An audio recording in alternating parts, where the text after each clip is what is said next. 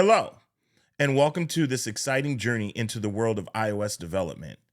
If you're as enthusiastic about learning Swift and SwiftUI as I am about teaching it, you're in the right place. I want to walk through how this course is structured so you can make the most of your learning experience with me. As I build the course, I have designed it to be a drip course. This approach ensures that you're not overwhelmed with too much information at once and gives you ample time to absorb and practice each new concept. But it also gives me a chance to get all of the content created for you. There are a total of 98 days in this bootcamp, and the goal is to give you a video each day. Let me explain how it works.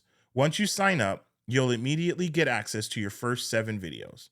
I recommend that you tackle one video per day.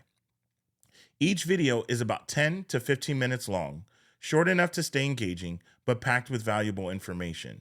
But I don't just want you to watch, I want you to do. That's why after each video, you will get a coding challenge to work through. This practice time is crucial for cementing your understanding of the day's topic and building your coding skills.